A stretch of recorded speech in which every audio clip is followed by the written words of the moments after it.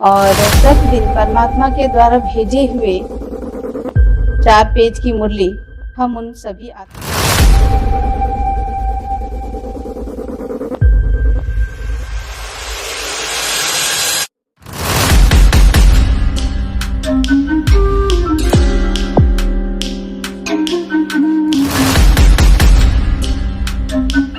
Hello guys, welcome back to my YouTube channel Awasthi Rajat. जैसा कि मैंने इसके पहले आपको इस वीडियो में मन कामेश्वर धाम मंदिर जो कि चौबेपुर में स्थित था, मैंने वहां पे आपको दिखाया एक ऐसा अद्भुत और एक रहस्यमयी मंदिर जो बहुत ही कम लोग इसको जानते हैं। आज हमारा दूसरा व्लॉग आने जा रहा है और आप लोगों का प्यार स्नेह इतना मिला मुझे कि आज ये दूसरा वीडियो बनाने जा रहा हूँ। आज के इस वीडियो में हम लोग जाने वाले हैं एंजल वर्ल्ड, जो कि ठीक ब्लूबर्ड के बगल में है। ब्लॉग में एंड तक बने रहिएगा और आज आपको बहुत ऐसी अद्भुत चीज़ें मैं आपको दिखाऊंगा जो इसके पहले आपने कभी देखी होगी और ना ही सुनी होगी। चलिए गाइस, चलते हैं।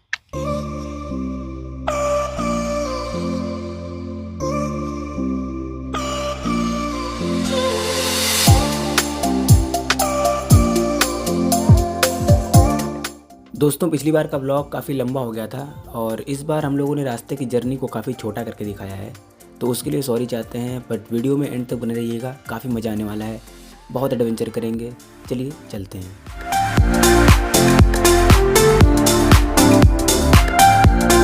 बेसिकली हम लोग पनकी से बिलोंग करते हैं, तो उधर से हम लोग सबसे पहले नानकारी से होते हुए मंदना को पहुँचे, मंदना से डायरेक्टली बिठूर, और अब आगे की जर्नी खुद देखिए।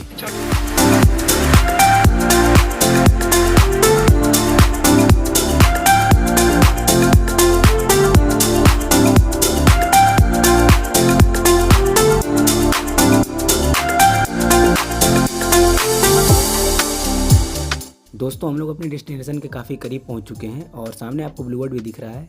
बेसिकली यहाँ से 200 से 300 मीटर ही की दूरी पे एंजल वर्ल्ड स्थित है। आपको यहाँ से स्ट्रेट जा करके आगे से जो चौराहा आएगा, चंदेल चौराहा, वहाँ से आपको लेफ़्ट लेना होता है। यहाँ पे ब्लू वर्ल्ड के पीछे का हिस्सा दिख रहा है और वहाँ से भी सेम हिस्सा दिखता है। चलिए वीडियो को देखते हैं।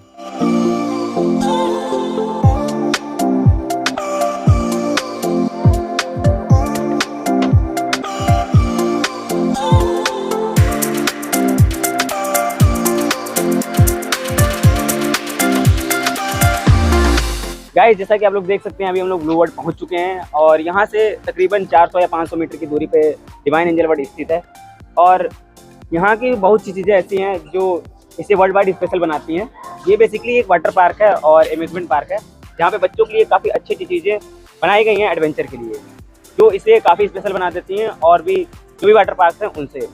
ये एक वर्ल्ड लेवल का वाटर पार्क है जिसमें इंटरनेशनली लोग आते हैं और काफ़ी जगह से इंटर स्टेट्स के लिए भी बसें चलाई जाती हैं पर्सनली यहाँ के लिए, कि लोग लखनऊ से यहाँ आ सकते हैं या फिर कानपुर से भी, हर क्षेत्र से लोग यहाँ पे आते रहते हैं। चलिए वीडियो में एंड तक बने रहिए। गाइस, ब्लू वर्ल्ड पे रुक के हम लोगों ने पहले खींची 2-4 फोटोज़। वहाँ पे आ गया सिक्योरिटी गार्ड्स, हमें लगा रोकेंगे, वो भी कहते हैं भाई मेरी भी खींच दो। फिर क्या था, हम लोगों ने उनके साथ भी खींची कुछ फ़ोटोज़। सामने रोहित भैया देख सकते हैं फॉर्च्यूनर पर खिंचाए फ़ोटो। फिर जाके हम लोग आगे बढ़े। चलिए देखते हैं।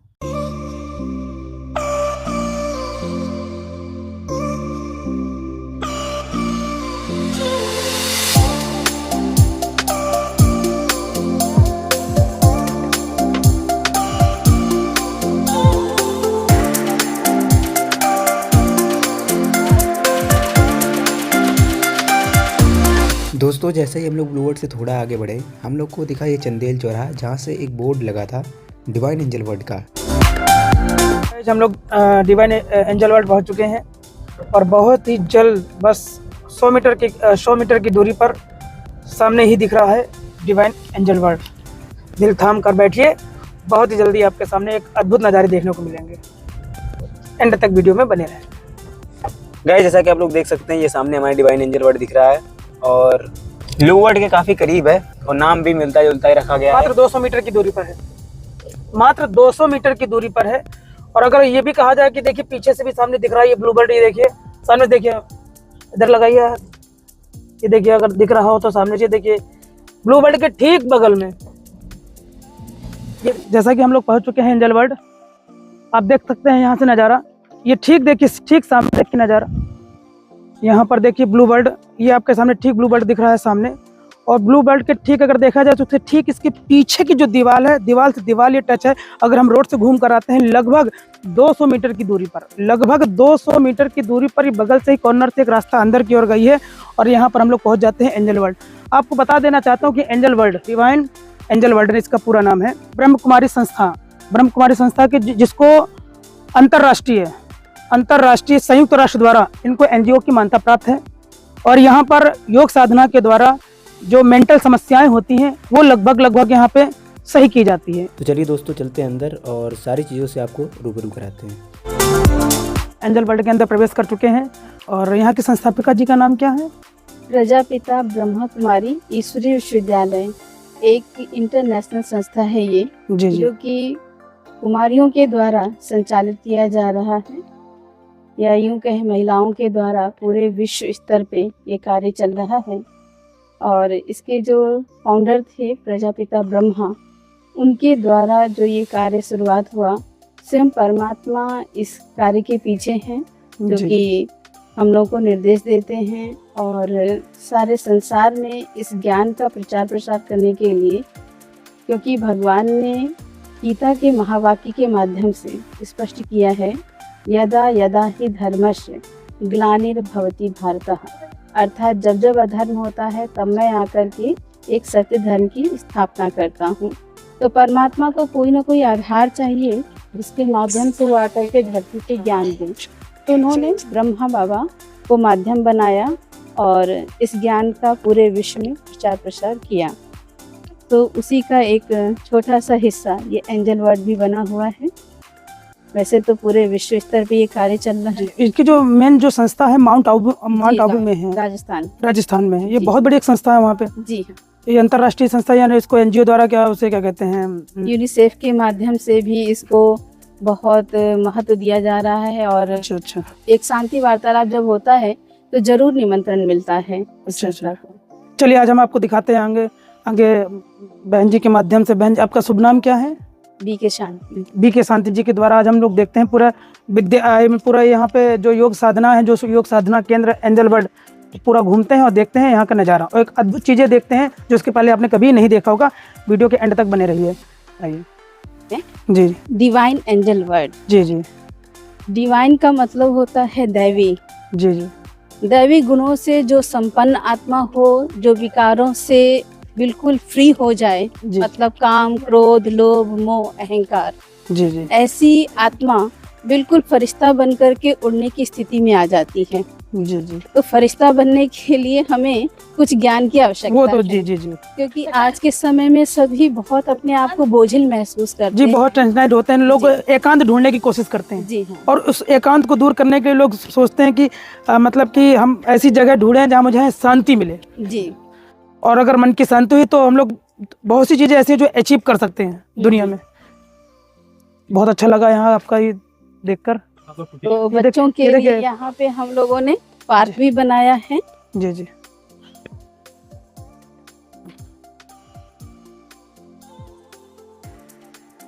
और साथ में इस साइड में बना हुआ है ब्रह्मा बाबा की कुटिया, जो कि हम लोग मेडिटेशन रूम बोलते हैं इसे। जी।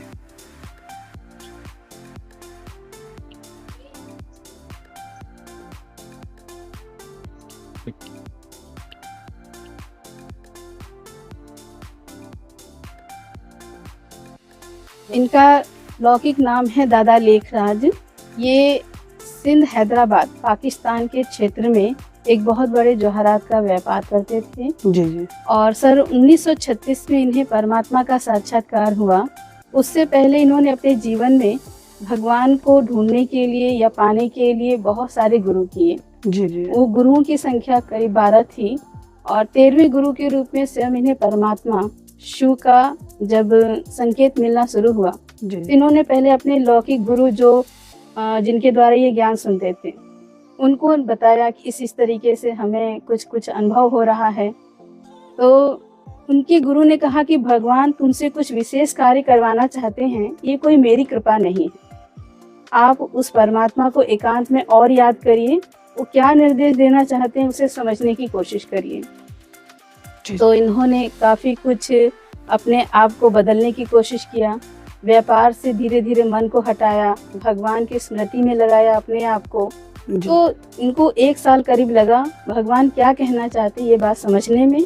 फिर इन्होंने ओम मंडली के नाम से इस संस्था की स्थापना जी सिंध हैदराबाद, जो कि पाकिस्तान में क्षेत्र पड़ता है, वहाँ से शुरुआत किया सन 1937 से।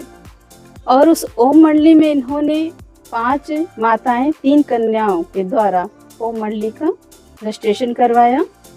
फिर धीरे धीरे जब 1947 भारत और पाकिस्तान बंटवारा हो गया, या कहें देश आज़ाद हो गया, जी तो इन्हें निर्देश मिला कि मैं भारत की भूमि पे आया था, पवित्र भूमि पर आया था, इसलिए आपको वापस उसी भूमि पे जाकर के इस कार्य को संपन्न करना है। क्योंकि भारत के देश को विशेष देवभूमि कहा जाता है, या इस धरती को ही वंदे मातरम के माध्यम से संबोधन किया जाता है। तो भगवान ने कन्याओं को आगे किया इस ज्ञान को सुनाने के लिए, तो वो कार्य यहाँ से ही शुरू होना था। और भारत की आज़ादी से पहले भी ये कार्य भारत में ही शुरू हुआ था। तो इसलिए परमात्मा का विशेष आदेश था कि अरावली की पहाड़ियों पे जाकर के आप जी इस कार्य को संपन्न करें। इसीलिए आज के टाइम में इसका मुख्य केंद्र जो बना हुआ है माउंट आबू राजस्थान, सिरोही जिला में आबू रोड में बना हुआ है। जी और वहाँ पे हजारों की संख्या में लोग आते हैं। प्रतिदिन वहाँ पे 1 वीक के लिए एक प्रोग्राम से निर्धारित किया जाता है, और हजारों की संख्या में देश से विदेश से लोग आकर के इस प्रोग्राम को अटेंड करते हैं। और यहाँ पे भी हम लोग लोकल में 7 डेज का कोर्स करा करके निःशुल्क सेवाएं दे रहे हैं। इस संस्था की सबसे बड़ी विशेषता है यहाँ पे किसी भी प्रकार का ज्ञान देने के लिए फीस नहीं लिया जाता है। जी जी, ये तो मैंने सुन रखा है। यहाँ पे कुछ नशा मुक्ति केंद्र वगैरह भी, जैसे कुछ लोग नशा भी करते हैं, उसको कुछ टिप्स वगैरह दी जाती है जिससे उन लोगों का नशा भी छूट जाता है, ऐसा भी कुछ है? जी हाँ। ठीक है, तो बहुत अच्छी बात है। चलिए हम लोग इसी कड़ी में आप लोग एंड तक बने रहिए वीडियो में, और आगे देखते हैं कुछ अद्भुत चीज़ें। आइए, इसका निर्माण कब हुआ था इस संस्था का? यहाँ पे मतलब इस एरिया में लगभग ये 2016 या 17 के आसपास 25 दिसंबर को इसका शुरुआत किया गया था। अच्छा, इसको बनने का जी। लगभग कितने एकड़ में बना होगा ये? 2 एकड़ से थोड़ा ज़्यादा होगा। 2 एकड़ से ज़्यादा। अच्छा अच्छा। ये एरिया एक्चुअली डोनेट किया गया है। जी जी।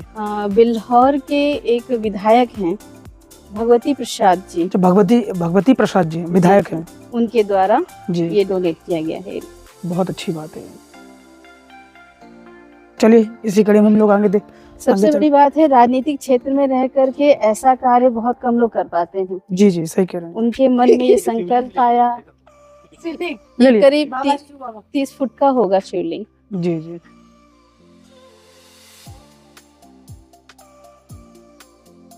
जी कि आने वाले सत्य की दुनिया का हम सभी को दर्शन करवा सके, जी जी और किस तरीके से वहाँ की दुनिया है जी। वो विशेष हम अनुभव करवाएं।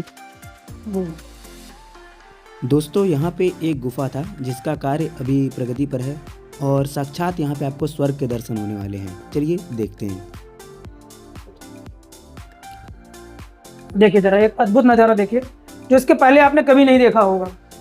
इस मूर्ति के माध्यम से इस बात को स्पष्ट किया गया है कि मानव स्वयं का निर्माण करता है। ये पत्थर अर्थात परिस्थिति रूपी पहाड़ या पत्थर हमारे जीवन में चारों ओर हैं, और हमें ही हमारे हाथों में परमात्मा ने ज्ञान और योग रूपी छीनी हथौड़ी दिया हुआ है, जिससे हम अपने व्यक्तित्व को निखार सकते हैं और स्वयं का निर्माण करते हुए स्वनिर्माण विश्व निर्माण, इस तरीके का। कितनी अच्छी बात बोली, स्वनिर्माण विश्व निर्माण, कितनी प्यारी, कितनी अच्छी बात। चलिए इस कड़ी में हम लोग आगे चलते हैं, एंड तक वीडियो में बने रहें। दोनों अलग होना चाहिए। दोस्तों, इस शिवलिंग का नाम था सहस्त्र शिवलिंग, जहाँ पे आपको इसी शिवलिंग के हजारों रूप, लाखों रूप देखने को मिल रहे थे। अब इसी कड़ी में आगे आपको दिखाएंगे स्वर्ग का नज़ारा, और साथ ही साथ लक्ष्मी और नारायण का दरबार। चलिए देखते हैं। दोस्तों, इसी गुफा में आपको बहुत सी ऐसी कलाकृतियाँ दिखाई गई हैं जहाँ पे आपको एक सच्चे मानव, एक सच्चे इंसान की दर्शन होंगे, और साथ ही साथ ऐसी चीज़ें जो आपने इसके पहले कभी नहीं देखी होगी। बस चैनल पर नए हो तो सब्सक्राइब जरूर कर देना, ताकि ऐसी अमेजिंग वीडियोस आपको टाइम पर मिलती रहें। और वीडियो को लाइक करके आगे शेयर जरूर कर देना। चलिए आगे बढ़ते हैं। आगे आइए, आप सभी को परमात्मा का परिचय दें। आइए हम परमात्मा का परिचय। देखिए एक और अद्भुत चीज़ें आपको, देखिए कितनी अच्छी अच्छी चीज़ें आपको यहाँ पर देखने को मिल रही हैं, और वीडियो के एंड तक बने रहिए और देखिए ऐसी अद्भुत चीज़ें इसके पहले आपने कभी नहीं देखी होंगी। यहाँ पे दिखाया गया है कि व्यक्ति अपने किसी न किसी इष्ट को, अपने प्रेरणादायक को याद करके भगवान मानते हैं, और उनके इष्ट दूसरों को याद कर रहे हैं, मतलब अपने इष्ट को याद कर रहे हैं। फिर स्वामी जी हनुमान जी को याद कर रहे हैं, हनुमान जी राम जी को याद कर रहे हैं, और राम जी किसे याद करते हैं आप सभी को पता है, बताइए जी, शिवलिंग को याद करते हैं। उनके आगे ऐसा हमेशा दिखाया गया है, चाहे आप रामेश्वरम मंदिर में भी आप जाएंगे तो वहाँ पे देखेंगे कि शिवलिंग की प्रतिमा स्थापना करके उन्होंने पूजा किया, शक्ति लिया और रावण पर विजय प्राप्त किया। तो इसका जो मेन उद्देश्य है, कहने का मतलब है, दुनिया में कहते हैं सबका मालिक एक है, लेकिन सबका मालिक एक खुद नहीं जानकारी रखते हैं कौन। जैसे कि मुस्लिम धर्म में अगर हम देखें तो कहा जाता है नूरे इलाही, जो नूर का अर्थ होता है प्रकाश, ज्योति।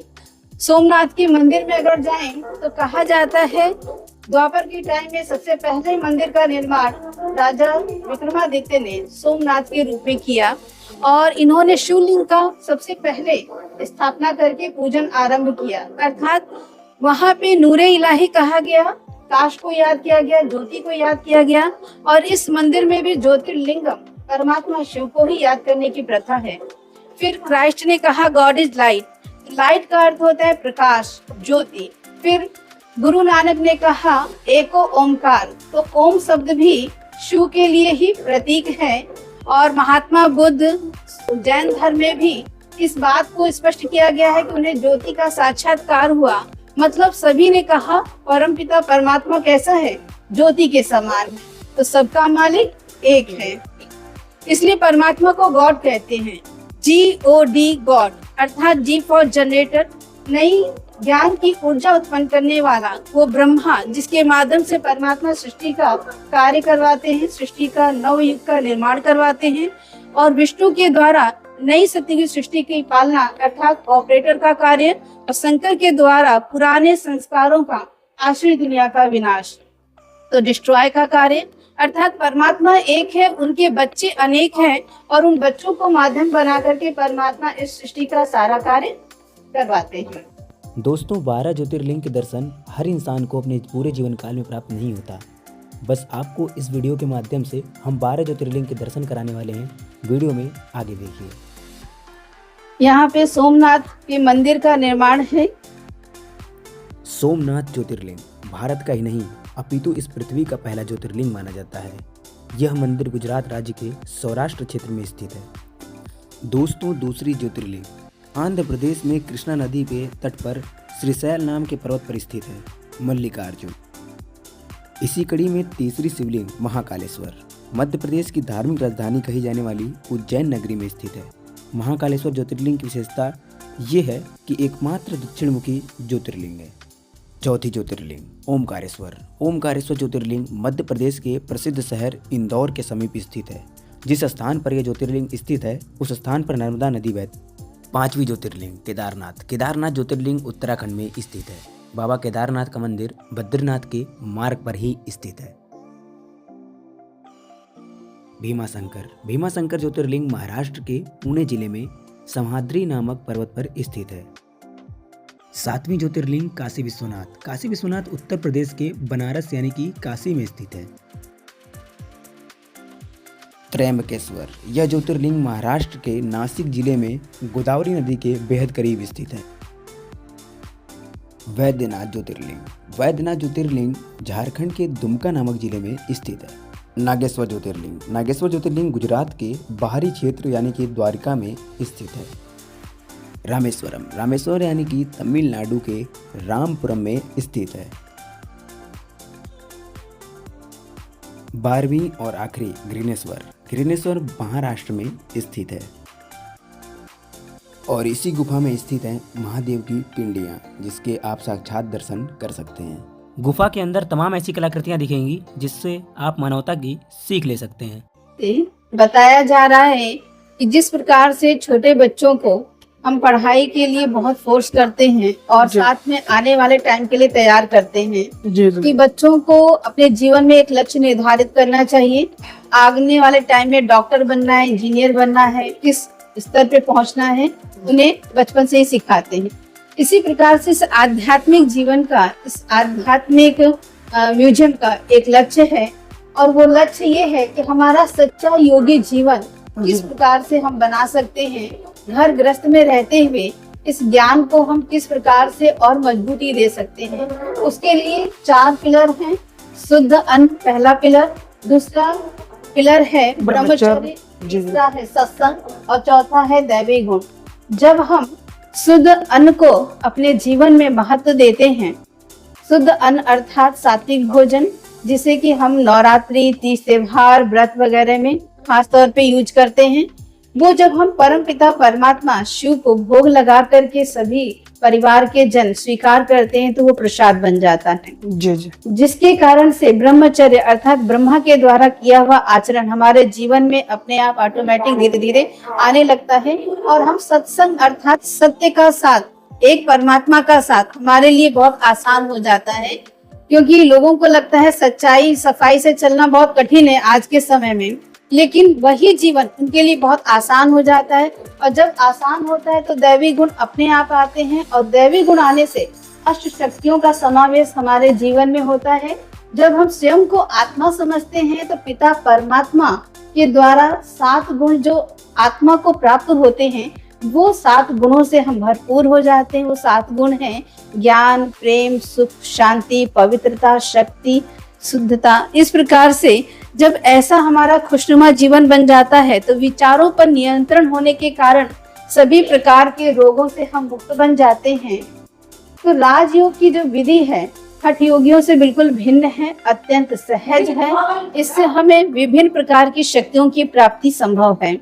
तो राजयोग का जो दर्शन है वो हम सभी को, ये सृष्टि चक्र का जो नाटक है उसके बारे में वर्णन करता है कि किस प्रकार से सत्युग, त्रेता, द्वापर, कलयुग इन चारों युगों से गुजरते हुए हमको पुनः सत्युग में पहुंचना है। यहाँ पे समय का वर्णन किया गया है कि आज के समय अगर कलयुग चल रहा है तो आने वाले टाइम में सत्युग पुनः आने वाला है और उस सत्युग की स्थापना में हम सभी का बहुमूल्य स्थान है, बहुमूल्य रोल है। अगर हमने आज अपने जीवन में परिवर्तन नहीं किया तो ये जो समय का चक्र दिखा रहा है, ये परिवर्तन का समय चक्र दिखाया जा रहा है। अपने मन बुद्धि को समेटने का यहाँ ज्ञान दिया जा रहा है और दैवी गुणों से भरपूर होकर के नई सत्य की दुनिया में जाने के लिए तैयारी करने का दर्शाया गया है ज्ञान। यहाँ पे संगम युग पर अर्थात बिल्कुल लास्ट कलयुग के अंतिम समय और सत्युग के प्रथम चरण में परमात्मा पिता धरा पर आकर के हम सभी को सत्य की दुनिया में ले जाने के लिए ज्ञान दे रहे हैं। आत्मा का धर्म क्या है, इस बात को विशेष याद दिला रहे हैं। तो हम सब जब तक देश के भान से परे नहीं होंगे, अर्थात क्रोध, लोभ, मोह, अहंकार के भान से परे नहीं होंगे, तब तक आत्मिक भान हमारे अंदर पक्का नहीं होगा। उसके लिए हम सभी को, बहन जी ने हमारी कितनी अच्छी बात कही, इन्होंने बहुत अच्छा लगा और एंड तक वीडियो में बने रहिए। और देखिए आपको ऐसे और भी ऐसे अद्भुत चीजें मैं आपको दिखाने जा रहा हूं जो इसके पहले आपने ना कभी देखी होगी और ना ही कभी सुनी होगी। चलिए अब इस कड़ी में हम लोग आगे चलते हैं, एंड तक वीडियो में बने रहिए।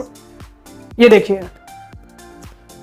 यहाँ पे आप देखेंगे कि किस प्रकार से पहले के टाइम में पूरा परिवार एक साथ बैठ करके टीवी देखता था और आज के समय में सभी के हाथों में मोबाइल, लैपटॉप सब कुछ है। लेकिन फिर भी कोई व्यक्ति अगर परिस्थितियों में घिर जाता है तो व्यक्ति वीडियो बनाने में पीछे नहीं हटेंगे, उनकी मदद करने में जरूर पीछे हट जाएंगे। ये बात तो ऐसे मोबाइल की जेल अर्थात साइंस जो है वो हमें आगे बढ़ाने के लिए प्रेरणा दे रहा है, हमारा सहयोगी बनने के लिए हमारे साथ हमें उसे यूज करना है, न कि उसी में फंस करके अपने दैनिक दिनचर्या अर्थात पहले जब समय होता था खेल कूद में हम टाइम देते थे, न कि टीवी बैठ करके या फिर मोबाइल ही चलाते बैठते थे। तो ऐसे विकारों की जेल से निकलने के लिए आगे यहाँ पे बताया जा रहा है। ये देखिए कितनी अच्छी बात है, हे प्रभु मुझे मोबाइल से मुक्त करो, अपनी समस्याओं से मैं स्वयं निपट लूंगा। ये तो बात सत्य है कि मोबाइल, आज ही मोबाइल ही है जो आज ये जो कारण है लड़ाई झगड़ा दुनियादारी हर चीज़ का कारण एक सिर्फ मोबाइल है। वाकई अगर जिस दिन हम मोबाइल को छोड़ देंगे, कैसा आप लोग कहते हो, सही कहते हो नहीं कहते? मोबाइल को अगर हम छोड़ देंगे हम लोग बहुत ही खुश रहेंगे। आज हम अपने परिवार को समय नहीं दे पा रहे। अगर हमें 2 मिनट का समय मिलता है ना, उसमें भी मोबाइल हम लोग रील देख रहे हैं, उसमें हम लोग क्या नाम है व्हाट्सअप चला रहे हैं, उसमें हम देख रहे हैं कि तरह तरह की चीज़ें हम लोग देख रहे हैं, ठीक, बेवजह। हम अपने परिवार को समय ही नहीं दे पा रहे हैं। अब बताइए, जब हम अपने परिवार को समय नहीं दे पाएंगे तो हमारे बच्चे क्या सीखेंगे, क्या सीखेंगे? आज ये इस चैनल के माध्यम से मैं आपको इतनी अद्भुत चीज़ें दिखा रहा हूँ, और जितने भी अधिक से अधिक इसको सब्सक्राइब कीजिए, और ऐसी बहुत सी अद्भुत चीज़ें मैं आपको हर रविवार मैं आपको दिखाऊंगा। चलिए इस कड़ी में आगे हम कुछ चीज़ देखते हैं, अद्भुत चीज़ें। एंड तक वीडियो में बने रहिए। यहाँ पर इन चित्रों के माध्यम से दर्शाया गया है कि समाज में किस तरीके की बुराइयां हैं, और शास्त्र हमें बहुत सारा ज्ञान देता है। और शास्त्रों के ज्ञान के माध्यम से स्पष्ट है कि कलयुग के लिए लोग कहते हैं 1,40,000 वर्ष अभी बाकी है। लेकिन सोचिए, कोई भी समय जो पहले शुरुआत हुआ या शास्त्र जो लिखे गए, क्या उनका समय अभी गुजर नहीं रहा? मतलब व्यक्ति जब जन्म लेता है तो उसकी आयु बढ़ने के साथ साथ उसके आयु का जीवन भी तो कम होता चला जा रहा है। उसी प्रकार से आज के टाइम में इस पृथ्वी की जो स्थिति है, इतने सारे एटम्स मिसाइल तैयार हो चुके हैं, हर एक घर में लड़ाई झगड़ा दंगा फसाद चल रहा है। तो ऐसे में अगर हम खुद ही सोचें और निर्णय लें तो हमें पता चलेगा कि एक घर में अगर 5 सदस्य हैं और एक मनुष्य के अंदर 5 भूत हैं, और वो भूत है काम क्रोध लोभ मोह अहंकार, तो घर में कितने भूत हुए? घर में कितने भूत होंगे? एक घर में 5 सदस्य और एक मनुष्य में 5 प्रकार के भूत हैं। तो जहाँ 25 भूत होंगे वहाँ धरती का हाल क्या होगा? आग का गोला ही तो बनेगा। कितनी अद्भुत बात बताई, कितनी अद्भुत बात, वाह। तो ऐसे मनुष्यों के विकारों से जब तक हम अपने आप को मुक्त नहीं करेंगे, इसीलिए देखिए हर साल हम रावण को जलाते हैं, और रावण एक ड्रैगन के ही रूप में ही तो है हमारे जीवन में। और उस 10 सिर का जो अर्थ है, 5 स्त्री के विकार हैं और 5 पुरुष के विकार हैं। जब तक हम अपने जीवन से इन विकारों को समाप्त नहीं करेंगे, तब तक हम सुख में संसार में नहीं जा सकते। इसीलिए परमात्मा समय रहते ही, आप यहाँ पे चित्र देख रहे होंगे दादा लेखराज, जो कि आज के टाइम में हम इन्हें प्रजापिता ब्रह्मा कहते हैं, और श्री ओम राधे जिन्हें हम माता श्री जगदम्बा के रूप में याद करते हैं। तो ये समय चक्र का कुछ दृश्य दिखाया गया है। एक तरफ कलयुग का ब्लैक चित्र है, दूसरी तरफ सत्युग गोल्डन रूप में, और बीच में संगम युग जिसे हम हीरे तुल्य समय कहते हैं, डायमंड युग कहते हैं। ऐसे टाइम में परमात्मा आकर के हम सबको संदेश दे रहे हैं कि बच्चे कुंभकर्ण के समान सोए मत रहो। कुंभ का अर्थ होता है घड़ा और कर्ण का अर्थ होता है कान। जब ज्ञान रूपी बीज हमारे अंदर डाला जा रहा है तो एक कान से सुन करके उसे दूसरे कान से हमें निकालने की आवश्यकता नहीं है। नहीं तो कुंभकर्ण के समान हम भी कहेंगे, भैया हमें पहले क्यों नहीं जगाया, हमारा कुल विनाश नहीं हुआ होता, जैसे कुंभकर्ण ने कहा। तो समय रहते ही हमें अभी जागने की जरूरत है, और अपने जीवन के अंदर जो 5 विकार हैं, परमात्मा ने इस सृष्टि का संचालन करने के लिए स्त्री और पुरुष दोनों को ही पहिए के रूप में बनाया हुआ है। तो दोनों को ही अपने अपने अंदर के 5 विकारों की आहुति इस अग्नि हवन में डालना होगा। और जब हम इसमें अपने अंदर के विकारों की स्वाहा करते हैं, तब जाकर के हम इनके जैसे सत्य की दुनिया में प्रवेश कर पाते हैं। स्वर्ग। आइए हम स्वर्ग का नज़ारा दिखाते हैं आपको। इसके पहले आपने कभी किसी भी वीडियो माध्यम से नहीं देखा होगा। आइए हम स्वर्ग का नज़ारा दिखाते हैं आपको। देखिए यहाँ पर कृष्ण का जन्मोत्सव दिखाया गया है। इधर देखिए, इष्ट है, और इस साइड में कृष्ण की पालना किस प्रकार से हो रही है।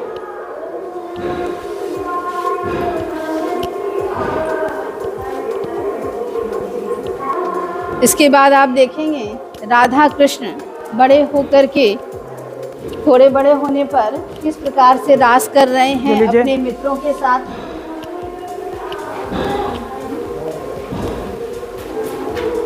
ऐसा प्रतीत हो रहा है, ऐसा प्रतीत हो रहा है कि जैसा कि हम लोग मथुरा में हैं, मथुरा के वृंदावन में हैं। वाह क्या नज़ारा है, ऐसे अद्भुत और अलौकिक चीज़। क्या आपका मन नहीं कर रहा है कि यहाँ पर ऐसे स्थानों पर आना चाहिए?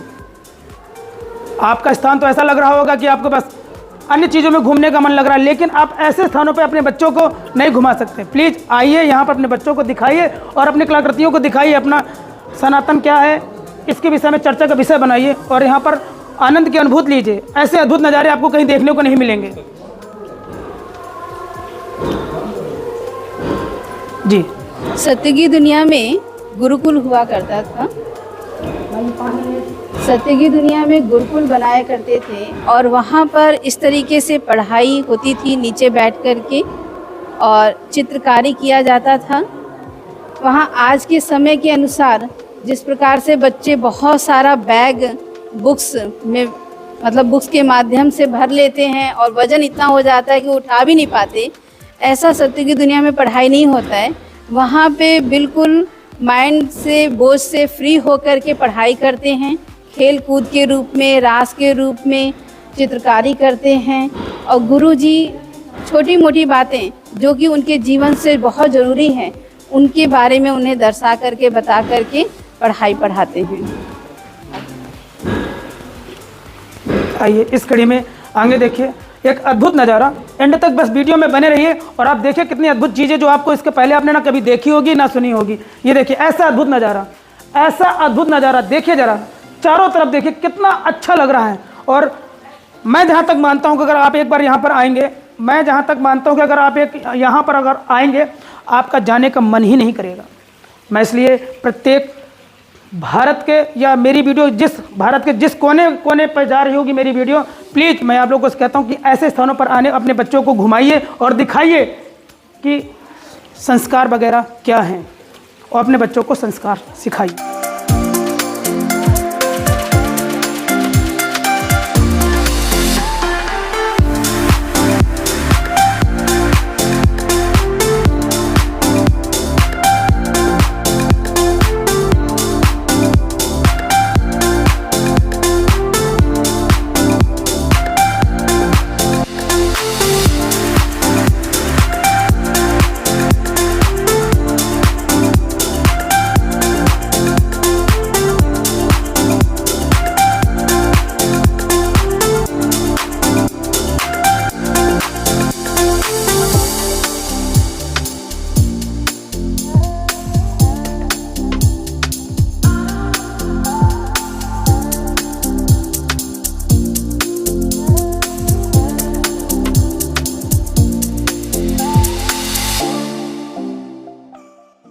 दोस्तों ये है वहाँ का क्लासरूम जहाँ पे साक्षात बताते हैं कि परमात्मा यानी कि भगवान अपनी मुरली भेजते हैं और लोगों को ज्ञान देने के लिए। वीडियो के लास्ट में हमारी आपसे भेंट हो रही है जो कि यहाँ के संस्थापक हैं। श्रीमान जी अपना परिचय दीजिए आप। अच्छा, मैं यहाँ का जो प्रजापिता ब्रह्मा कुमारी ईश्वरीय विश्वविद्यालय के जो सक्रिय मेंबर हैं और इसमें हम लोग बचपन से जुड़े हुए हैं। तो ये जो ब्रह्मा कुमारी ईश्वरीय विश्वविद्यालय पूरा मानव कुल के लिए शांति की बात करते हैं। आज जाति और धर्म का नाम लेकर के लोग जो है आपस में उलझे हुए हैं। तो भौतिकवाद बढ़ने से और हम लोग अपनी एक अभिमान कहो, अहंकार कहो, इसमें आकर के वास्तविक सत्य क्या है भूल चुके हैं। तो इसमें ब्रह्मा कुमारी ईश्वरीय विश्वविद्यालय हर एक का पहचान क्या है, हम सब कौन है, कहाँ से आए हैं, कहाँ जाना है। अगर मानव को अपना पहचान हो तो शायद इस संसार की सारी समस्याएं समाप्त हो जाएगी और समाज में शांति स्थापना हो जाएगी। तो इसलिए हम लोग जो राम राज की कल्पना करते हैं, राम राज के लिए सोचते हैं, इस समय निराकार ज्योति स्वरूप परमपिता परमात्मा इस धरती पर आकर के राम राज का ही पुनर्स्थापना कर रहे हैं, जिसको हम लोग स्वर्ग या हेवन, जन्नत कहते हैं। तो वो जन्नत और हेवन में जाने के लिए मनुष्य को अपने संस्कारों को परिवर्तन करना पड़ता है।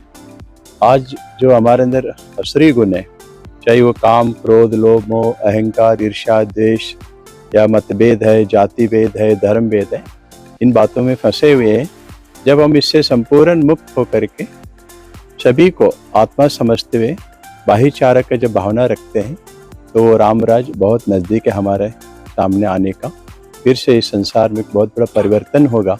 इसी लक्ष्य लेकर के हमारे जो संस्था है प्रजापिता ब्रह्मा कुमारी ईश्वरीय विश्वविद्यालय पूरा मानव कुल के लिए शांति का, प्रेम का, स्नेह का, सहयोग का, भाईचारा का संदेश दे रहा है। तो ये जो एंजल वर्ल्ड है, यहाँ पर लोग आते हैं, हम लोग निःशुल्क उनको ईश्वरीय ज्ञान देते हैं। बहुत सुंदर यहाँ पर आर्ट गैलरी बना हुआ है जिसमें मानव का दर्शन क्या है और मनुष्य अपने जीवन में वास्तव में दैवी गुणों को धारण करना चाहिए, पवित्रता को अपनाना चाहिए और उनका भोजन भी शुद्ध हो और गृहस्थ में रहते हुए वो कमल फूल समान जीवन जिए और उनके जीवन में सुख हो, शांति हो, समृद्धि हो। इसी श्रेष्ठ भावना के साथ हम लोग कार्य कर रहे हैं। ओम शांति।